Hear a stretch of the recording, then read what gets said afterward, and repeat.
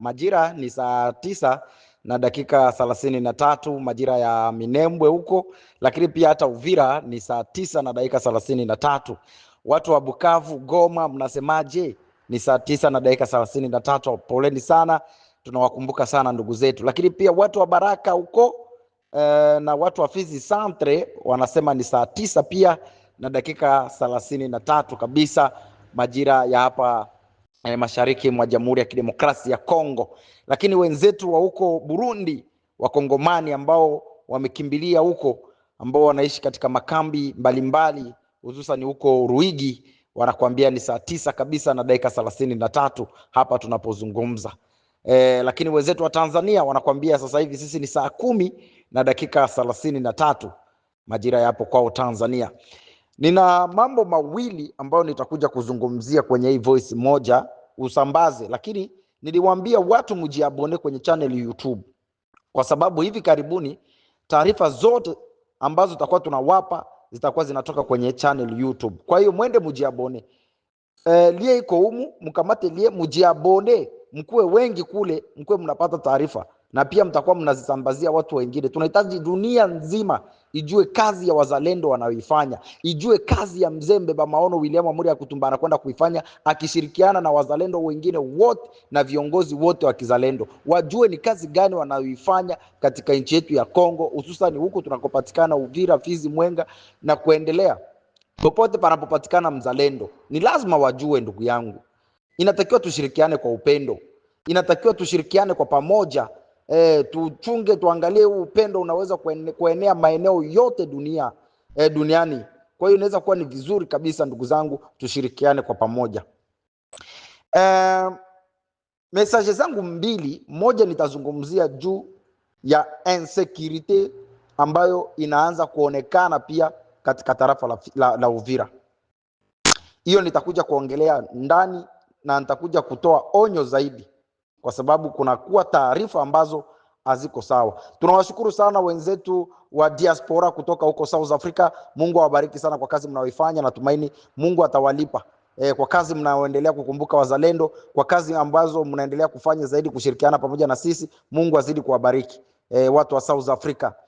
Mimi waga nawapenda sana. South Africa kulinda wafulero wengi. Ukiangalia South Africa ndo kuna wafulero wengi sana. Ndugu zetu wako pale wamejaa. Mungu awabariki sana na Mungu aendelee kuwa nanyi.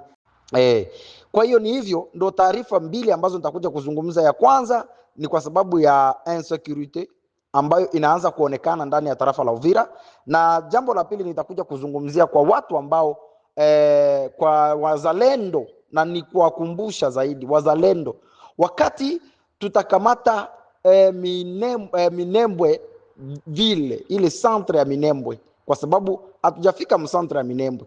Tukikamata centre ya Minembwe, kiukweli muhakikishe mnashika watu wowote wale ambao mtakuta pale, ili watuambie kifo au historia ya ndugu yetu Dola Kubwa, kwa sababu mpaka sasa hivi hatunaga historia yake na imekwenda kabisa, imezima. Kwa hiyo tunahitaji watuambie historia ya Dola Kubwa, mwanajeshi wetu shupavu kutoka kwenye kundi ya CNPSC, watuambie alitembeaje, kwa sababu kama sio hivyo itakuwa nalazimika kila mtu ambaye yuko pale, msiache hata mtu yeyote, kwa sababu hiyo itakuwa ni kero.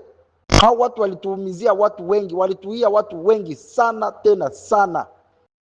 Viongozi wetu ambao waliwakamata na waliwapeleka huko Minembwe ni wenyewe ndio walikuwa wanawaua.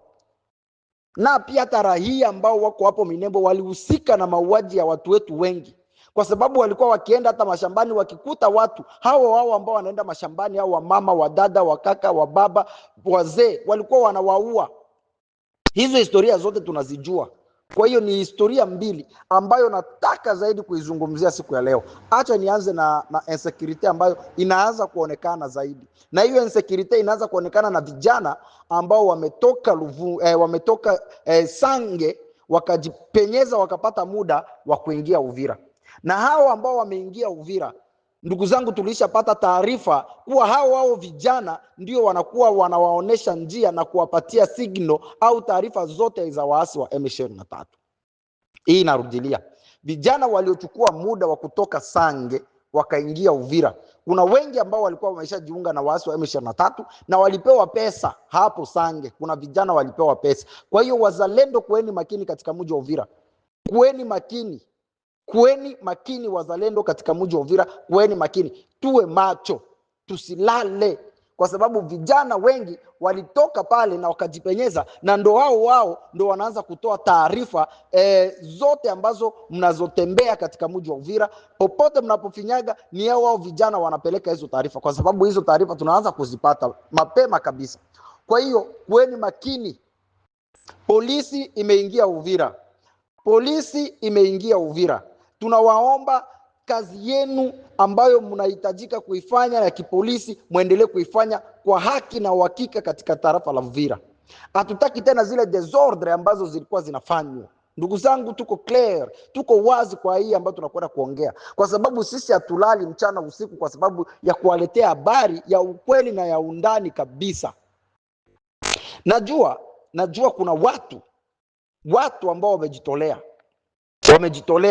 kuwasaka au vijana wote. Kuna watu walijitolea na kuna wazalendo pia wameanza kuwatafuta, lakini tunakazia zaidi muendelee kuwatafuta au vijana wapatikane kwa haraka, kwa sababu wenyewe ndo wanaanza kuandaa njia tena ya waasi wa M23 kuingia Uvira, kwa sababu deja ma insecurity zimeanza tayari, taarifa zimeanza pia. Hao wakina mama pia wamoja walipewa pesa hapo Sange, kwa sababu M23 iko Sange na ikutoka Sange na imeshirikiana na vijana wengi hapo Sange. Utuambie kijana aliyekwenda kulipua grenade Musoko ameshikwa na waasi wa M23 mpaka leo yuko nao na wanamuweka, kwa sababu anajua akishikwa na wazalendo atauawa, kwa sababu wanajua wenyewe ndio walifanya hiyo kazi na walimpatia hiyo grenade akaenda kulipua pale na wakamchukua wakamulindia usalama wake, kwa sababu anajua angeshikwa na wazalendo angeuawa. Imagine ni wangapi waliopewa pesa, ni wangapi sasa hivi wanashirikiana na waasi wa M23. Kueni makini wazalendo, kueni makini. Hawa waasi wameingia wengi na wako Sange sasa hivi, wameingia wengi Sange. Najua ni mbolea. Nilianza kuambia kuwa wameleta vyombo vyetu ambavyo walivibeba, wamevileta, na hivyo vyombo tayari vinaanza kujirudisha vyenyewe. Vinaanza kujirudisha. Niliwaambia ndio ile sisteme ya mbuzi ukiwa unaichinja, miguu inapigaka, inapiga, unafikiria labda atasimama tena atatembea, lakini tayari inakuwa ni trop tard. Watu wanaanza kusubiri tu wa kuchoma nyama wanachoma, wa kukula ya sosi wanakula ya supu ya hivyo. Ndio M23 ambayo imekuja sasa hivi, imekuja na ile nguvu ya mwisho ili tupate kuwamalizia wao basi mbolea ndani ya tarafa la Uvira. Kwa hiyo ni taarifa.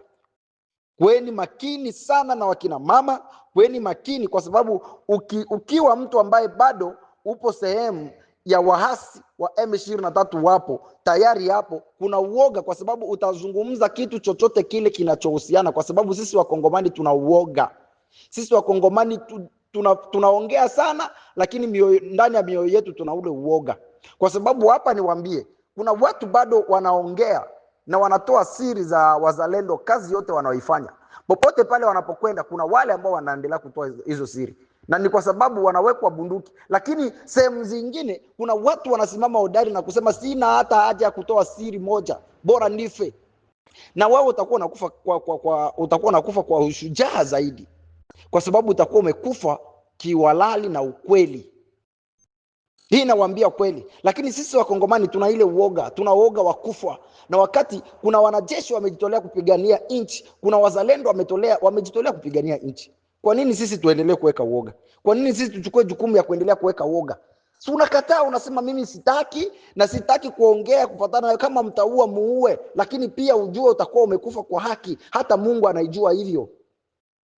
Kwa hiyo ni moja nilitaka niwaambie ndugu zangu, tuna uchungu mkubwa na hao watu, kwa sababu kazi waliotutendea, kazi wanaoendelea kututendea sisi wakongomani, ndugu yangu, ni machozi ndani ya mioyo yetu. Tunaumia na tunateseka sana, sio kana kwamba tumesaulika, kwa sababu wale wanaowaita sijui kwamba ni Wanyamulenge, wenyewe sijui kama ni ndugu zenu, kama ni nani. Nasikia audio nyingi watu wanasema Wanyamulenge, maandiko mengi wanaandika tu Banyamulenge. Ndugu zangu, hawa ni Wanyarwanda.